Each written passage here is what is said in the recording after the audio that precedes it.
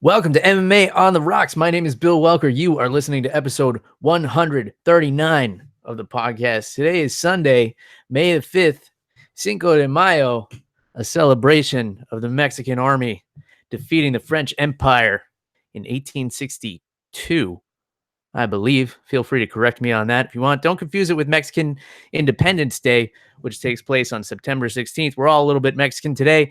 I've got some Tecate on ice in the fridge. Don't bring any Corona over my house. Get that shit out of my face. We drink Tecate around here on Cinco de Mayo. The laughter you're hearing is coming all the way from New Jersey from my co-host and your favorite, now on Instagram, Jeff, the Animal Wilson. Jeff, how you feeling on this fine Cinco de Mayo morning? I was about to say afternoon. Cinco de Mayo morning. How you feeling, my friend? Yeah, morning for another 8 minutes, Bill. But it's a rainy day up in New Jersey, Bill. It's a little chilly today, so good day to cozy up with a blanket and a nice Tecate. Yeah, for sure. It's been real hot and muggy here. I think it's gonna rain all day today. It's like one of those days in Florida where you go outside and it's like walking into a sauna and you're just waiting for it to rain. So it's kind of gross. Nice ice cold Tecate will really hit the spot after this. What's your feeling on this with the Mexican beers, Jeff? I don't do the Coronas. I did in my youth, but once I discovered Tecate, there's no going back. Yeah, dude. I was never a fan of Coronas. I like Tecates. I like Modelos too. They're really good. But those are my go-tos when it comes to Mexican beer. Yeah, I do enjoy Modelo, but it's a thick beer, especially if you're doing the Negros.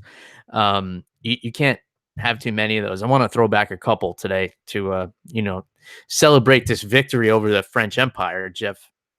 I don't know what they did exactly. That's like the extent of my knowledge on the history, but I feel like we got to celebrate it right. So I got to throw back a couple. The Tecates are easy drinking, and if we're doing Modelos, one or two of those, you start to get full. It's like a meal. It's like a Guinness. It's like a Mexican Guinness. All right, so let's hop up to the northern part of the continent. We were talking about Mexico. Now let's talk about Canada. Because last night, UFC Fight Night 151 took place at the Canadian Tire Center in Ottawa, Ontario, Canada. It was headlined by lightweights Donald Cerrone and Iaquinta. So Cowboy, he wasn't looking so good on the scale, Jeff. I really liked him at welterweight. He was doing well, but it's the Cowboy Cerrone syndrome. Once he gets up to that top 2 or 3 of the division or near title contention, that's when something just kind of clicks off for the Cowboy. But he looked great in the main event here against Ragin. I didn't think he would look as good as he did because he looked pretty emaciated on the scale. I know he makes the weight consistently. You never got to worry about Cowboy missing weight or anything like that, but you had to be concerned for the way he looked. But man, he pushed it for 5 hard rounds with Ragin, who is no walk in the park. So give me your thoughts on this main event here, Jeff. Dude, this main event was really entertaining. I really enjoyed watching these guys go at it. And, Bill, I think that the biggest change Donald Cerrone has been being a dad. Mm-hmm. Ever since he's been a dad, he's gone 3-0. And I think the story of last night's fight was Donald Cerrone's counter-striking, man. I think it was really winning him the fight, especially in rounds 1 and 2. Mm-hmm. Round 3, I kind of gave to Iaquinta, and then in rounds 4 and 5, Cerrone just turned it up. His output was a lot more than earlier in the fight, and a lot more than Iaquinta's, and he had Iaquinta bleeding. I think that Iaquinta might have had a broken nose at the end of this, and Cerrone dropped him twice, man, which is really making a statement. Iaquinta has never been knocked out before. I think he came close last night with the front kick and a really stiff jab that dropped him. So overall, man, just really exciting fight, really technical between these two guys. Iaquinta in the third round was using his feints a lot to set up his shots, and Cerrone really didn't know what to do. And then in the fourth round, Cerrone came out using his jab a lot more to keep Iaquinta from setting up those fakes and stuff. So really technical fight. A lot of things in there going on. So definitely go back and catch this one if you missed it last night. And even if you did watch it, go back and catch it again. Yeah, for sure. I definitely plan on watching this one again. I really want to study the exchanges that went on here. So going into this fight, what we knew about both of these guys is they both get better as the fight goes on. Cowboy is a notoriously slow starter. You're never going to get much out of him in that first round, which is why I think I scored the first round for Al. I scored the following 4 rounds for Cowboy. But the difference is Al can be a strong starter. He can knock you out in that first round. He's got that kind of one-punch knockout power that we've seen from him in the past. He knocked out Diego Sanchez in the first round, et cetera, et cetera. I'm sure there's a couple of other examples there. So I kind of thought that Al's best chance to win would be early in the fight. We know that Al does get tougher as the fight goes on. The difference is Cowboy gets tougher as the fight goes on, and he's got more weapons. And that proved to be the difference, that he was able to mix it up, and Al wasn't able to get off his boxing. He would get into the pocket, but he wasn't throwing combinations like he normally does. He seemed a little flat on his feet. He didn't have that bounce. He didn't have that rhythm. He didn't have that head movement that he had in the Kevin Lee fight, which, really would have served him well in this fight. I don't know what was going on, if he had an injury going into this, a bad knee or something, but he was fighting really flat-footed after that first round, and he would get into the pocket, and that's what you have to do with Cowboy. You have to get in close, pressure him, and stifle him so he can't get his kicks and knees off. He wasn't able to get a lot of those counter kicks and counter knees going, but he's just got so many tools that his counter boxing was looking really great. So it may not have looked like it, but Al actually was shutting down a lot of Cowboy's weapons. He just wasn't able to come back at him with much offense. Maybe it's because he got stung early on. Maybe he had an injury, but here's something that we knew all along. Al Iaquinta is tough as fucking nails. He never stopped moving forward with all the damage he took and getting dropped and everything like that. The man doesn't stop. He's like the Terminator. So I think Cowboy knew that. He knew he was in for a war. Cowboy either wants a title shot or he wants Conor McGregor.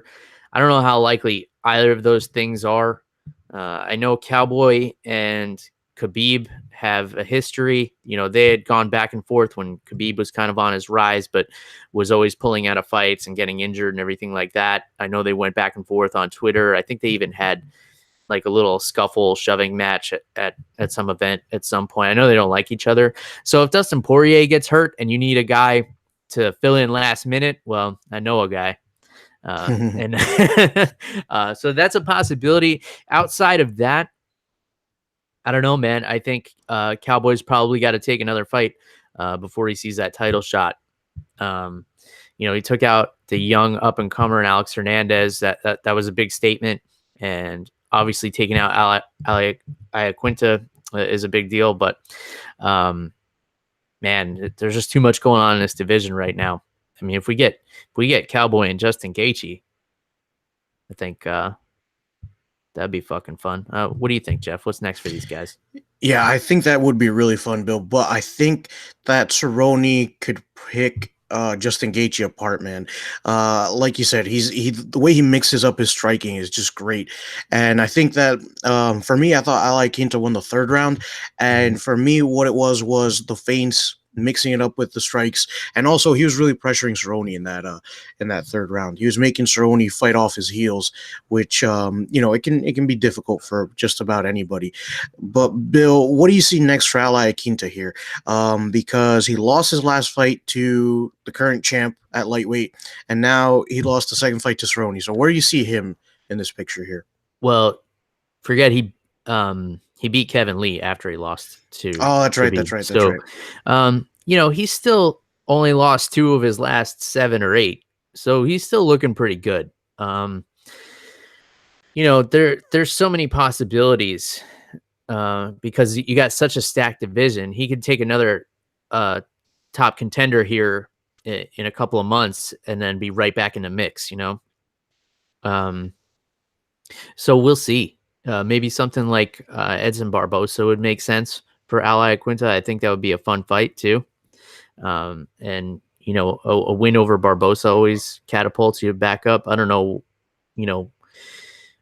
how his healing process is going since that knockout he took from Gaethje, but there's a couple of interesting matchups for Al here, and he never backs down from a challenge, and he'll speak up if he wants a fight. So I'm not worried about Al after this loss. A loss to Cowboy Cerrone, and the way he lost, still coming forward with a bloody face and everything like that. Definitely didn't lose any stock with the fans who were tuning in for this anyway, because I feel like it was a pretty flat card overall. There was not a lot of buzz on social media, especially for a Cowboy fight. I thought there would be a little bit more. I think, maybe people are frustrated with the ESPN Plus platform. The benefit was that everything from the early prelims to the main event was in one spot. You log into ESPN Plus and everything was there straight through. You're not bouncing from Fight Pass to ESPN to ESPN Plus. Everything was streamlined. So you're able to throw the early prelims, and then, you go up to get a beer or something. When you come back, there's not fucking NASCAR or baseball on or some shit like we're used to.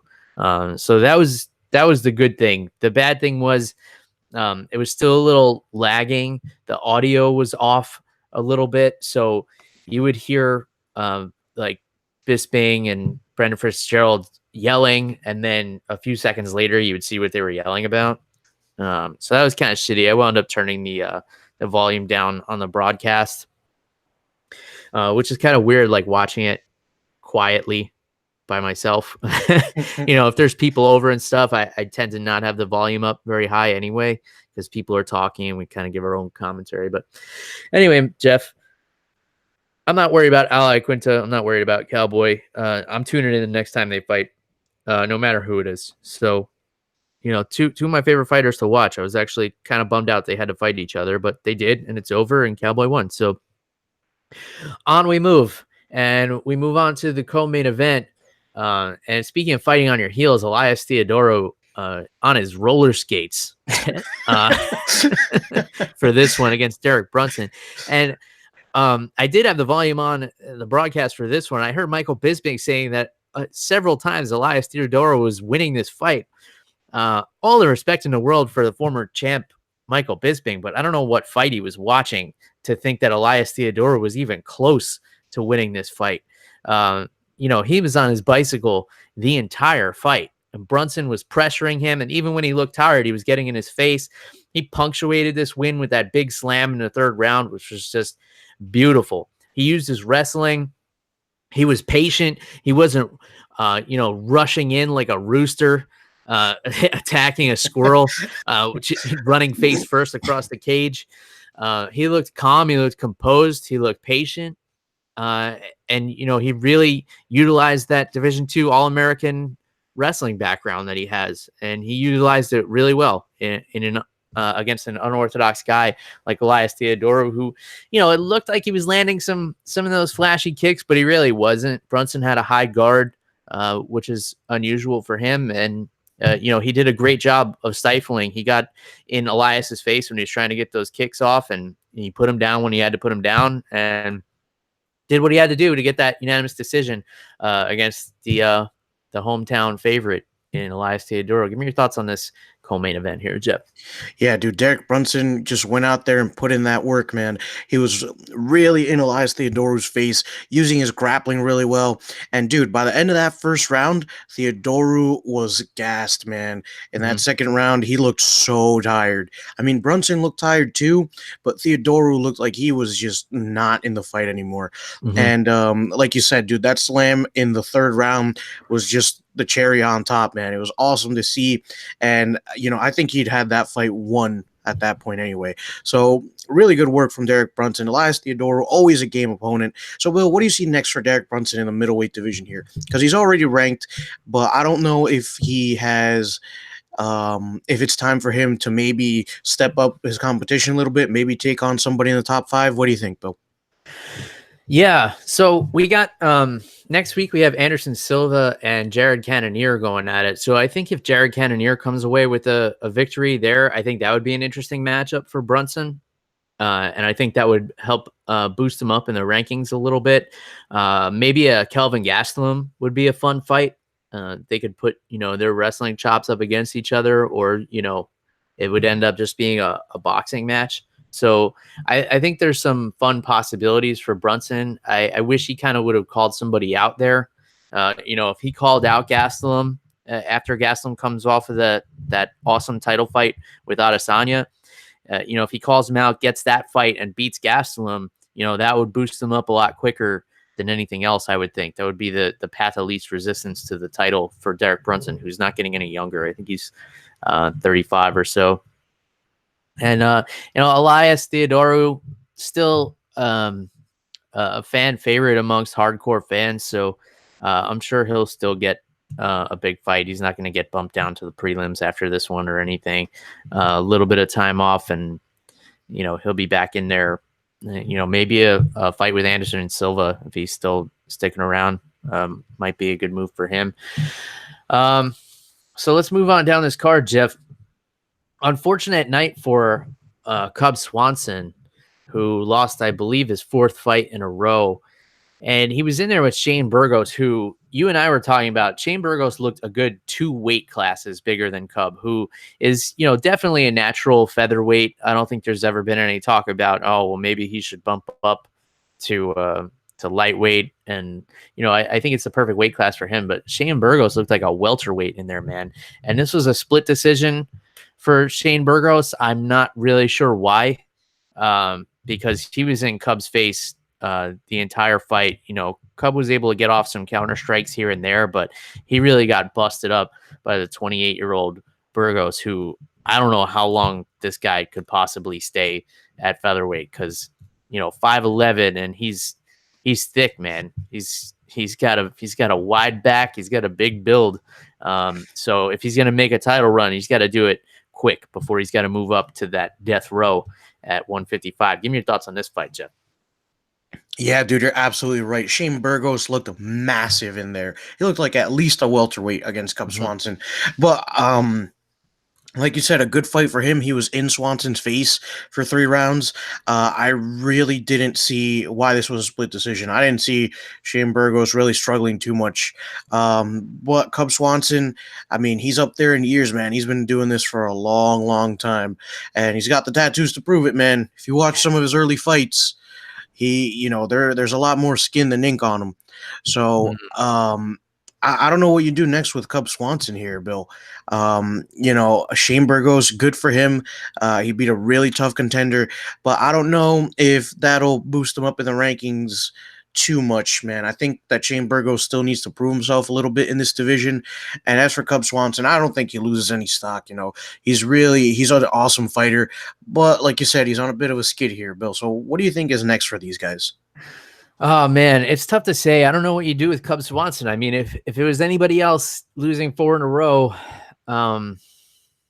you would think they'd be on the chopping block, or at least like bumped down to the early prelims. But, Cub Swanson is one of the bigger stars in that division. So I don't know. I don't know what you do with him. If you can give him a tune-up fight, or, maybe give him another young guy that's on the way up, and see if he can still hang at this level anymore. He's been at this a long time. He's been through some wars. It's kind of sad to see when these guys get a little bit older, especially at the lower weight class. I feel like the lower the weight class, the more age is a factor. At heavyweight, you could still have a 45-year-old guy coming in and knocking people out cold. But just not the case with the lower weight class. As for Shane Burgos, I don't know if you saw the post-fight interview with Paul Felder, and Felder said, what do you want next? And he's like, well, I'm a big Max Holloway fan. How about the champ? And Paul Felder was like, no, really. I think that was everybody's reaction, Bill. He was like, no, really. Look at this list here. I mean, you can't blame him for aiming high, but I think there's some interesting matchups for Shane Burgos at featherweight. Off the top of my head, I don't know. Maybe the loser of Volkanovski and Aldo is possible. I know Renato Moicano has a fight coming up. Not sure with whom. But that's another one. I don't think he's ready for that top 5 or even top 10. He's got to go, somewhere in that 13, 14 range. I'd have to have the rankings in front of me, and I don't. So let's move on.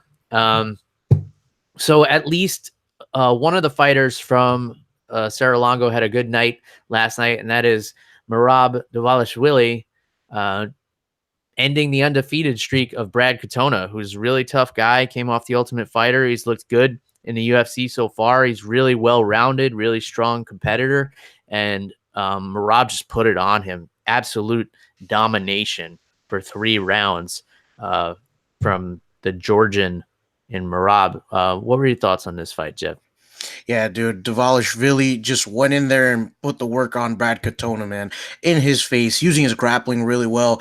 And Brad Katona, as well-rounded as he was, I just felt like Dvalishvili was just a little bit better in every aspect of this fight, whether it was the stand-up or the ground game. So, really good fight from Dvalishvili.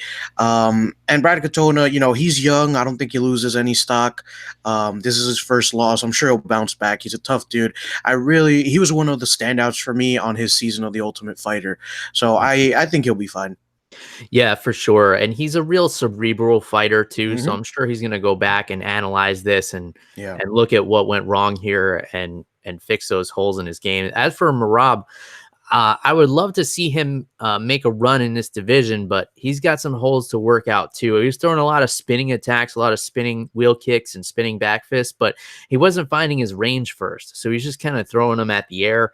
Granted, it was stifling Katona. He didn't want to close the distance on Merab, but I think if he wants to land some of those, he's got to find his distance first. Use that jab, grab some collar ties and feel out how close he has to get to land some of those attacks. And the other thing is he had an easy time getting Katona to the ground, but then he was sitting in a wide open guard where a lot of the time he wasn't making any effort to pass with Katona's legs not even locked up. So all he has to do is, stuff one of those knees, hop over into half guard. And I understand some guys like to stay in the guard, like Tito Ortiz style and work some punishment from there. But he was having a hard time landing shots from there. He even got stood up at one point. So you don't want that to happen. So I would like to see him, work on his guard passing and finding the range a little bit for some of those spinning attacks. And then, man, I don't know how you deal with this guy. He's got what seems like an unlimited gas tank. And I really can't wait to see him in a 5-round fight because at the end of 3 rounds, with all these takedowns and all the grappling and all the strikes that he threw, he still looked fresh as fuck. So definitely big things in the future for Merab. I'm looking forward to seeing him grow and develop in this bantamweight division. But I hope that his team makes some smart decisions with matchmaking for him going forward. I don't want to see him dabbling in that top 15 just yet. Maybe pump the brakes with him a little bit and let's build his highlight reel a little before we get him up there, because we got some killers at the top of this bantamweight division. Speaking of killers, Walt Harris almost killed a guy last night, and Sergey Spivak, and TKO in the first round against a guy who I believe was undefeated. This was his UFC debut, but yeah, so he was 9-0 coming into this fight. I don't know who he was fighting before. He was in the WWFC. Bill, I thought you were going to tell me he was a pro wrestler before this, man. You would think the way he looked against Walt Harris in there. No, I'm not familiar with the WWFC. I can't help but say it that way. But yeah, I don't know. Too much too soon. for the Moldavian fighter Spivak, who's still young, 24 years old, which is way at the bottom of the spectrum in this UFC heavyweight division where the average age is like 37. But Walt Harris came in there with a man who had a chip on his shoulder, and I guess rightfully so, because his knockout of Andrei Arlovsky was overturned because of USADA, some complication there with tainted supplements, and he was able to prove that it was a tainted supplement, but his win over Arlovsky is still overturned. So, Walt Harris is pissed, and he called out Justin Willis, which I think is a fun fight. He's like, I don't really care for that guy, so I want to fight him. Yeah, actually, Bill, I think Walt Harris versus Justin, I forgot his last name, even though you just said it. Yeah, Justin Willis. Dude, that's a really fun fight at heavyweight, man. They're both durable guys. I feel like Willis could probably, survive that Walt Harris flurry in the beginning, and then from there would just be kind of like a more of a marathon than a sprint. So I think that fight is actually really fun. Mm-hmm. Yeah. Or it could be, they just get in there and slug it out and somebody drops. That sounds more fun. I like that option more. Yeah. So there's that. I know you didn't catch a lot of the prelims, Jeff, so I'm going to give like a brief rundown here, and then I'll defer to you and you just give me, whatever you want to comment on. So Andrew Sanchez got in there last night, and, he's often criticized for his gas tank. He didn't really seem to fix whatever issue he's having with his cardio, but it was enough to get the decision over the hometown boy, Marc-Andre Barriault. And he used his wrestling, and he got booed viciously at the end of this fight. But I loved his response. He's like, people don't really like wrestling. I get it. But if you can't get away from me, that's not my problem. So I like that. I like that too. I put the quote on Twitter, in case anybody else was watching with the volume off. But yeah, I really like that response. But the problem with Andrew Sanchez is he's a great wrestler. I think he has he's fixed a lot of holes in his game since moving to TriStar. But he still fights like a wrestler. So wrestling is a sprint. It's short rounds and you got to go full speed all the time. And I think that's what he does when he wrestles inside the cage. And that's why he empties his gas tank so quickly. It also looks like he carries a lot of extra muscle, maybe a little bit too much weightlifting. I mean, at the end of the day, what do I know? I'm just a guy sipping whiskey watching this on his couch. But just what I've observed, he did seem to gas out towards the end of this fight and a few spots in the middle, but still an impressive victory over a young kid. So he had the pace there. Macy Chiasson getting the TKO victory over Sarah Moras. This was a pretty back and forth fight. Chiasson spent some time on her back. We saw some interesting grappling exchanges here, some very technical grappling exchanges from both ladies. Moras had a armbar locked up at the end of the first round. It looked like she was getting ready to snap Chiasson's arm off, and then the round ended, and Chiasson got on top with some nasty punches and put Moras away. I'm going to jump around a little bit here. Nordine Taleb getting it done over Kyle Prepelec, who stepped up on like 2 days' notice. I forget who Nordine Taleb was meant to fight, but he used his real technical striking to get the unanimous decision victory here. Nordine Taleb, one of the most accurate strikers in the UFC, and there's some numbers to back that up, but I don't have them in front of me, and I don't really care to look them up. We don't do research here, Jeff. I'm not about that life. I just make statements, and I hope people accept them as truth. Matt Sales and Kyle Nelson. This was a really fun fight. So Matt Sales, more of a striker, but getting the arm triangle choke over the grappler, Kyle Nelson. And both of these guys had spots in this fight. So that was a fun one. And I don't really care to talk about anything else. There were some other interesting matchups, but I was admittedly, I was only kind of half watching them in the beginning because, I was chasing the baby around trying to get her to sleep before the main card. Any commentary on anything I said, Jeff, or any other thoughts on Fight Night 151 before we move on here? Yeah, Bill, the fights that I really want to go back and watch, definitely Matt Sales versus Kyle Nelson. I love submission finishes. And this Macy Kiasen versus Sarah Morris fight sounds really intriguing, Bill. I think I'm going to go back and check that out after we're done here. Yeah, for sure. That was a good one. There were some really good grappling exchanges in that fight. So if you like some competitive women's MMA, then that's the fight for you. And if you like competitive women's MMA, I'll tell you what else is for you. UFC 237 next weekend from Rio de Janeiro, Brazil.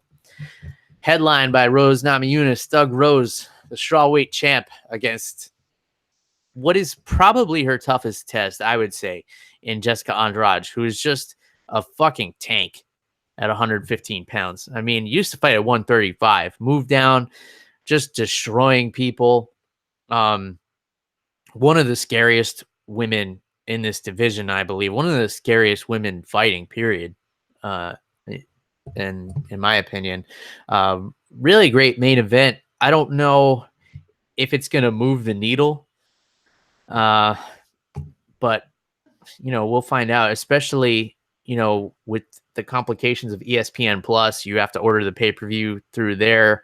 I'd like to be optimistic about it, but I don't see this thing doing more than maybe 50,000 buys, and I think that might be generous. But the UFC doesn't care, because the new deal with ESPN is they'll pay the UFC out for 150,000 buys for every pay-per-view, no matter how many they sell. So, the UFC knows that they're covering their overhead here, and they're making money regardless. But, I would think you would want to set the bar a little bit higher, since that's what they've been doing for the last 25 years. And that's why the company is worth what it's worth now. But give me your thoughts on this main event, Jeff. Pay-per-view buys aside. Yeah, Bill. So pay-per-view buys aside, I think that this main event is more for the hardcore fans. Mm-hmm. I don't think the casual fans know too much about Jessica Andrade. She hasn't really been marketed in the build-up to this fight. Actually, neither of these fighters have really been marketed. As a hardcore fan, I'm super excited, Bill. Jessica Andrade has been tearing up this strawweight division. I think that the time is perfect for her to be getting her title shot.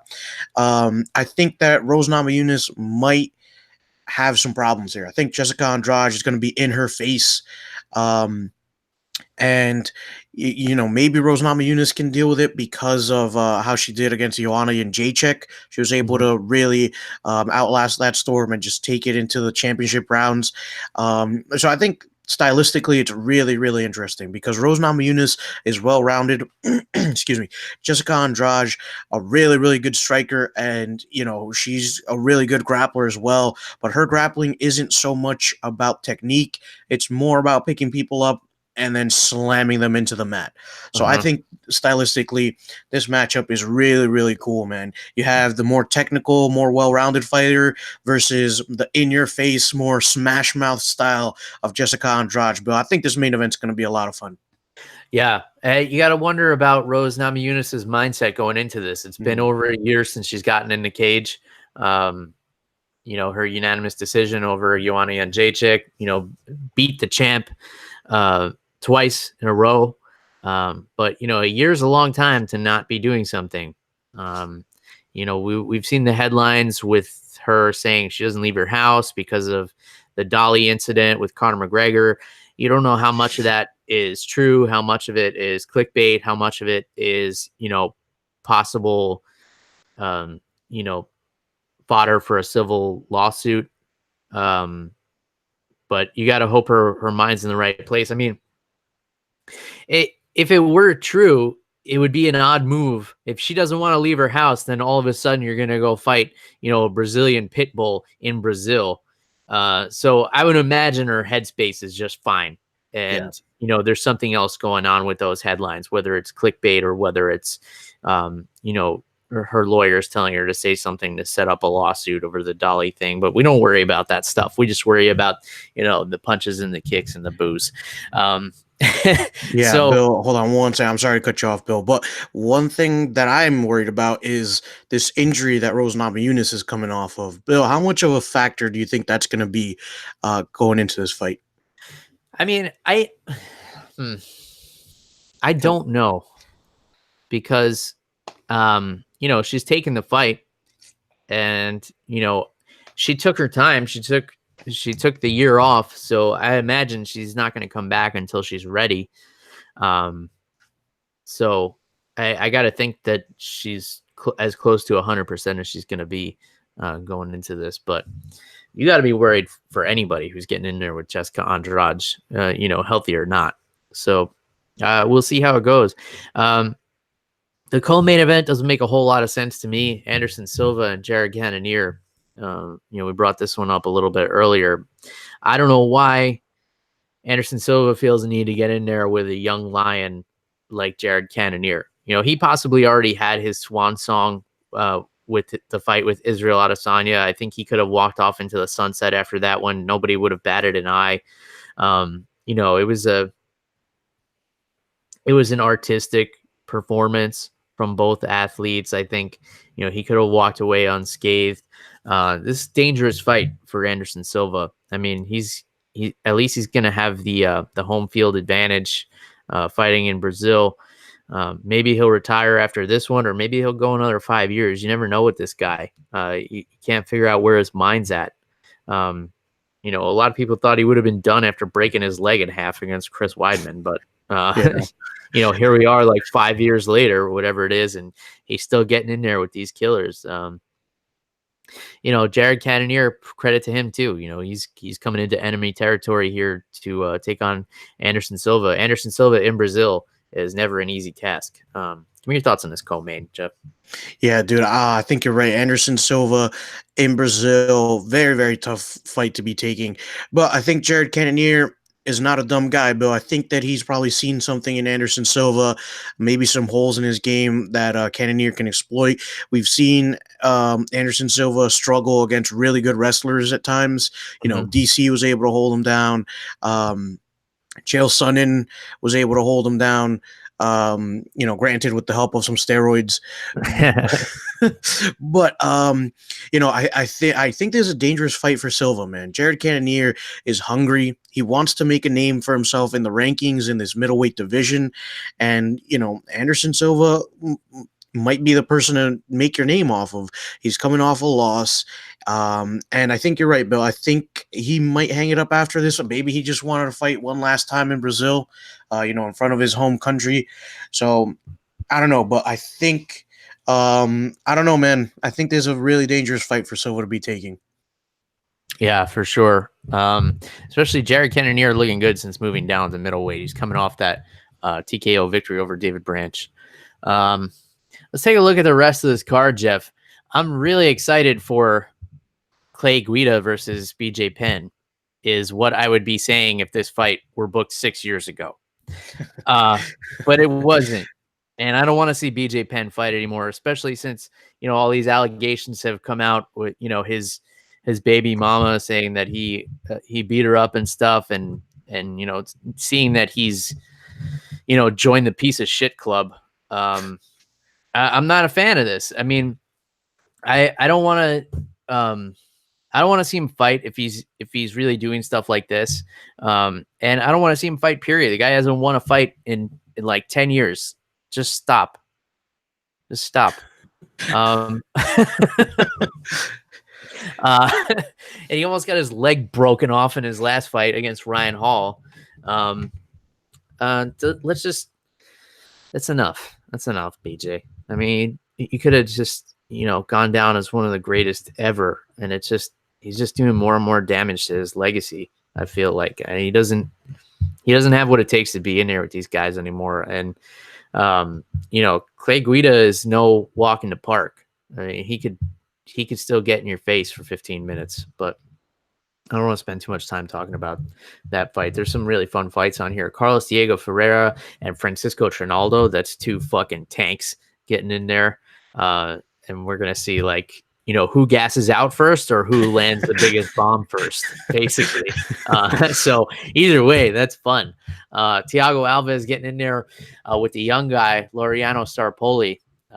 That could be a fun fight. And then I've skipped over this: Jose Aldo and Alexander Volkanovski. So Volkanovski is a fucking killer, man. We're really gonna see if Jose Aldo still has it.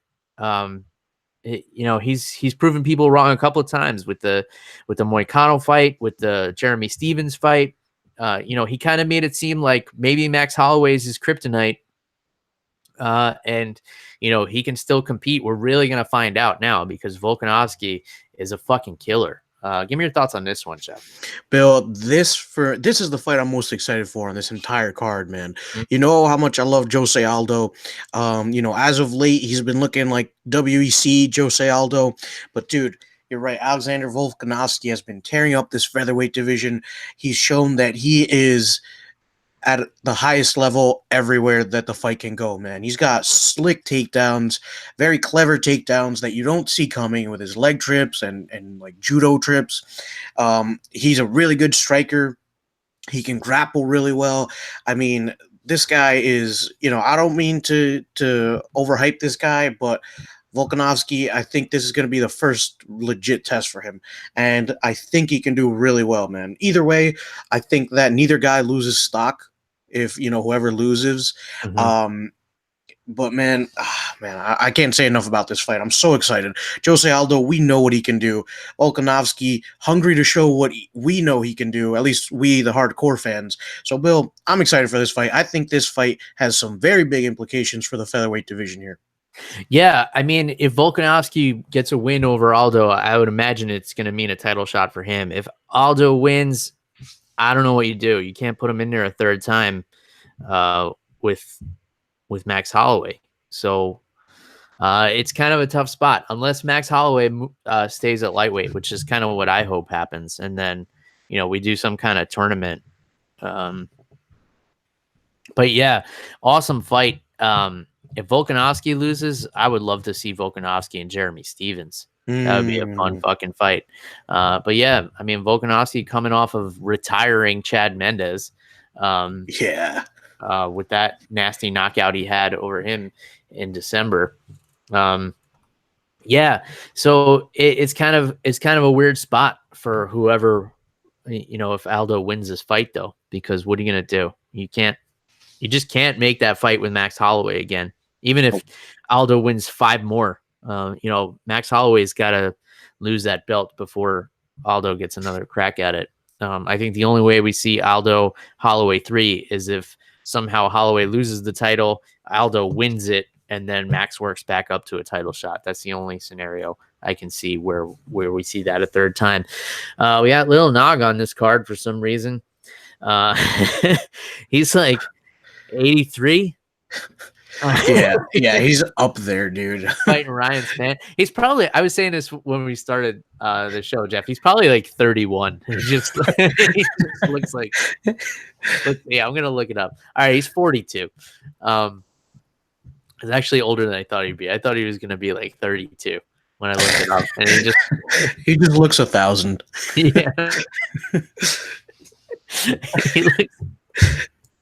Yeah. He looks like he would be like if MMA were a movie, he would be like the old sensei. Who's teaching the up and comer guy? Yeah. So he's the Mr. Miyagi in this scenario. Yeah. Like the Brazilian Mr. Miyagi.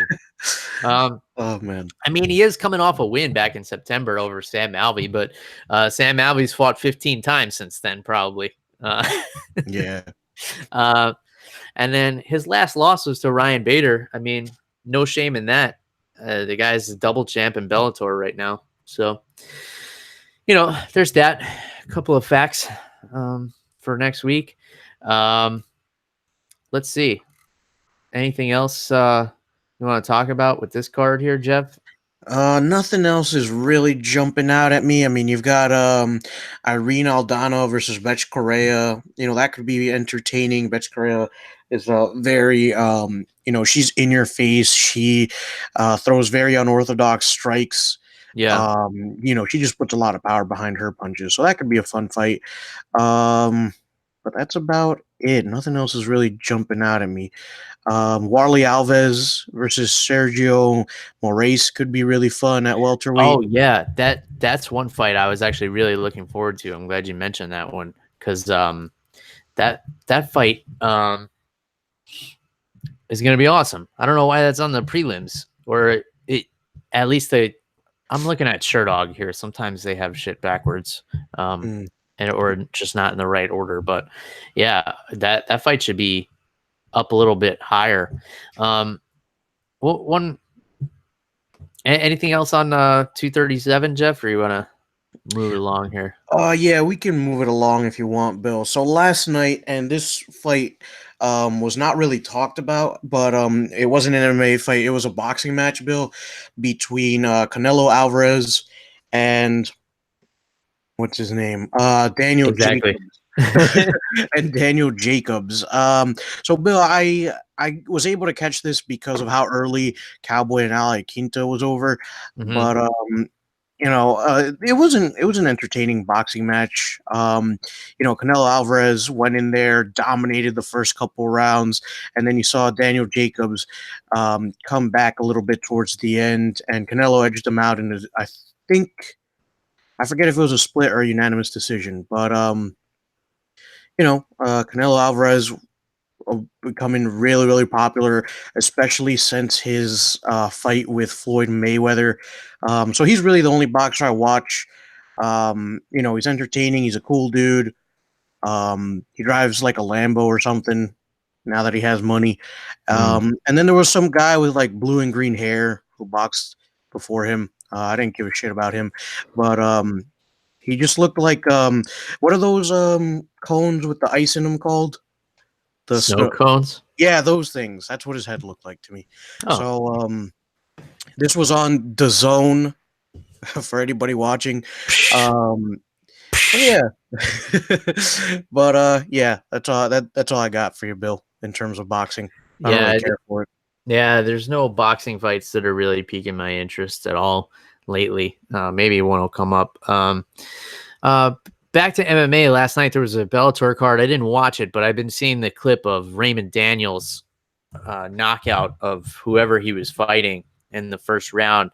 I don't know if you caught this, Jeff, but the clip's been everywhere on the internet. He did like a fucking triple Lutz. It looked like he was gonna like a figure skating move, and it looked like he was gonna kick the guy, and then he spins like 3 times in his face, and it looks like he's gonna throw a kick, but then he throws a right hook and just killed this dude. Like, oh, really? Flattened him. Yeah. I'll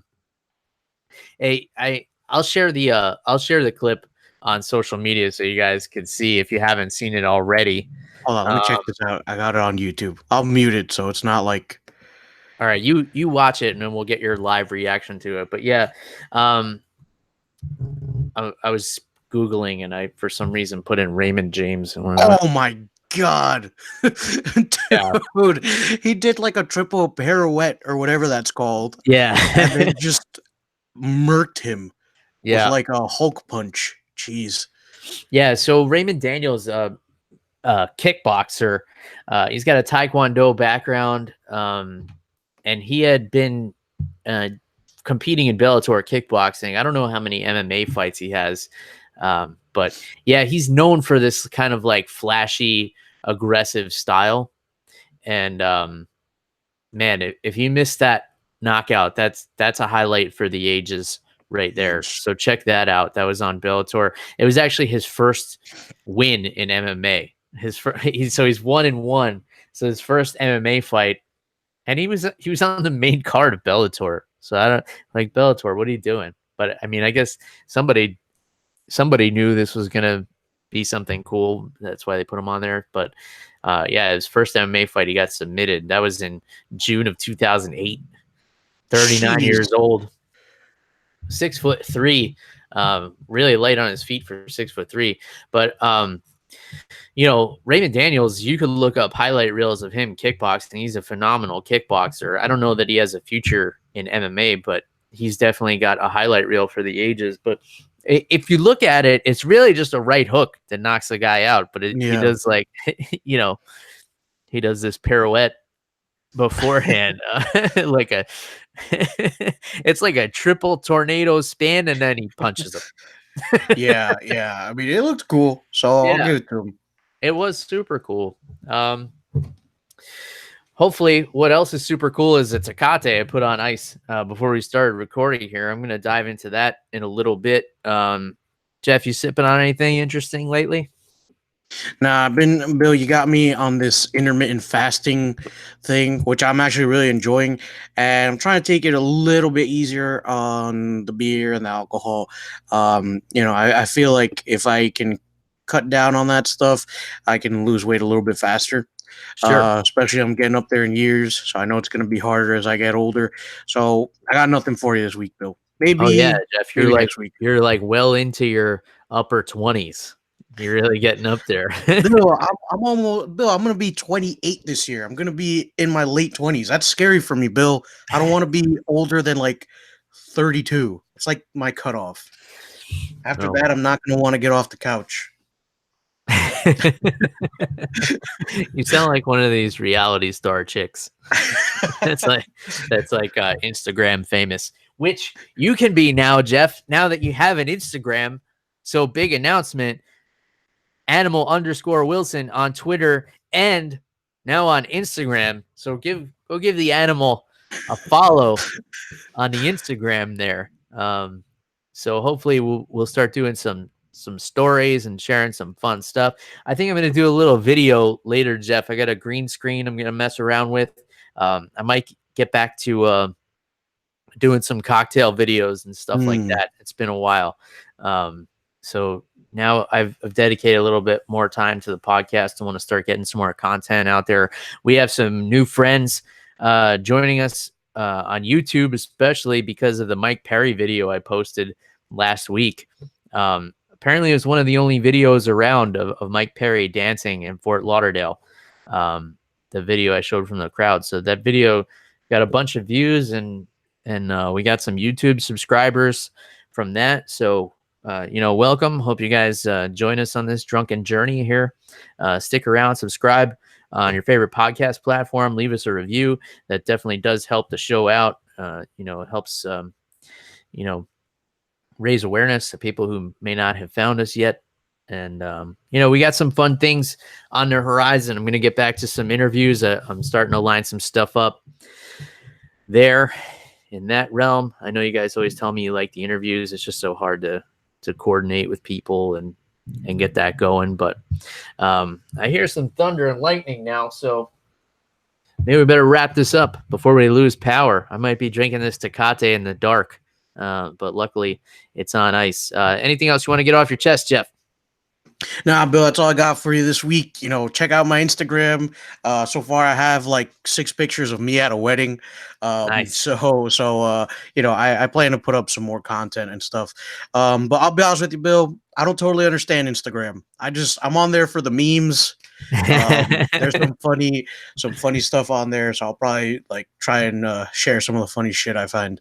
Yeah, absolutely. So get on there, follow the animal.